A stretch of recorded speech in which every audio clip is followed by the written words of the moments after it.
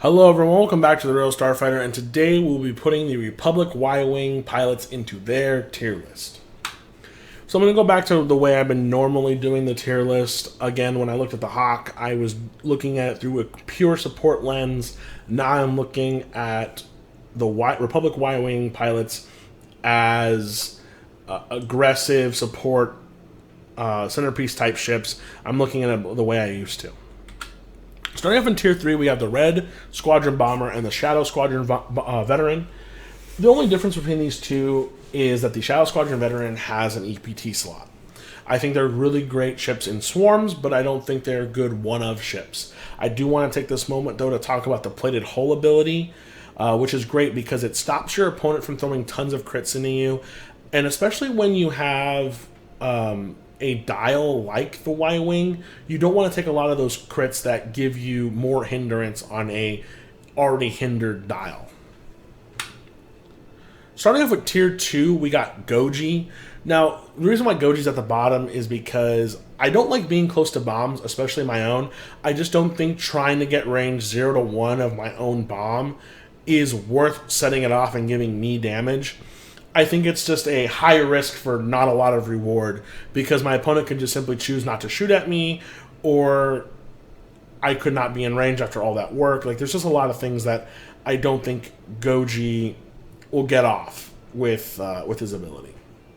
Next up, we got Broadside. I think Broadside's ability is great because he forces you to put a turret on your Y-Wings. I think you should always have a turret on your Y-Wings so that we always have 2 firing arcs. But I do like that his ability modifies the dice in the side arcs. However, I do not like that it changes a blank to a eyeball result. I just don't think that's powerful enough. You have to spend a focus or do something else with another card. You just have to put some more things on him to make him consistent and get his ability to actually do something other than just change the die results. So therefore, it feels really Tier 2. So that's why he gets the Tier 2 treatment. At the top of Tier 2, we get R2-D2. Now, R2-D2 is great for defense. I don't think he's a great offensive pilot. I think he's great for doing that initial engagement, and then instead of trying to turn around immediately through a K-turn or something, it actually does maybe a 3 or a 4, and he gets a calculate token. So if your opponent does choose to K-turn or try to get behind you, he now has the ability to take one calculate and then gain another one for having an opponent simply behind him. I think that's pretty good. I just don't like opponents behind me, and I think it's kind of hard to get off for a simple calculate token. So I think there are a lot of pluses to R2-D2. I think there's crazy great combos that can make him feel Tier 1, but it is a Tier 2 feel just for him by himself. For Tier 1, we have Matchstick. Now, I love Matchstick a lot because his ability reads, while you perform a primary or turret attack, you may reroll 1 attack die for each red token you have. For each red token I have, I'm able to reroll 1 attack die. I think that's great. Now, I'm looking at mostly taking only stress tokens.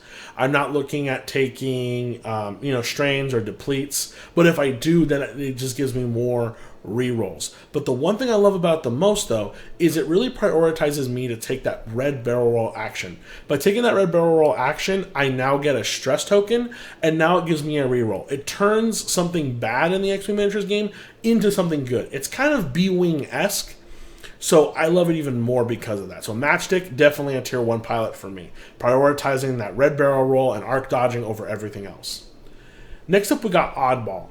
Oddball, same reason I love him is the same reason I love Matchstick. Prioritizes that red barrel roll. Because not only does it work on red maneuvers, it also works on red actions.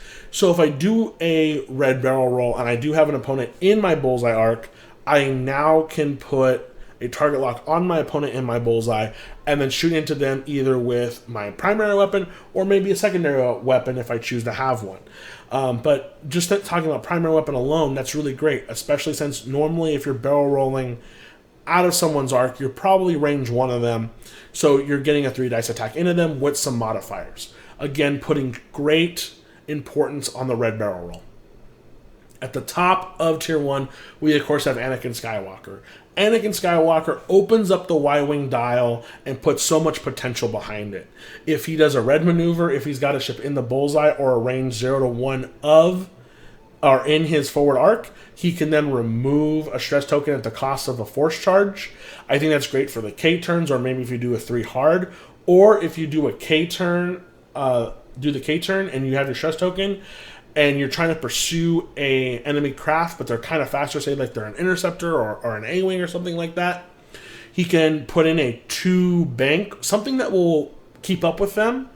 And because it's after you fully execute a maneuver, not necessarily a red maneuver, you can spend that charge to remove that stress token and then get your action. So he just totally opens up the dial of the Y-Wing, a dial that's not really great. It's okay. So for him to open up that dial and just change the way that the Y-Wing feels is absolutely great. He puts the fighter in fighter bomber for the Y-Wing.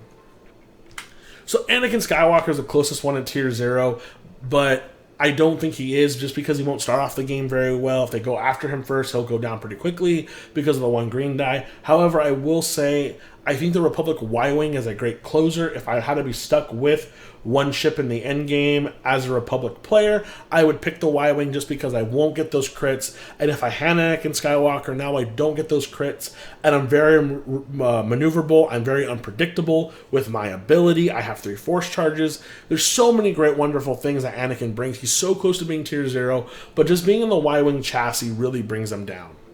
Just enough. So just a quick recap of the tiers I have for the Y-Wing pilots. Again, we got our generics down there.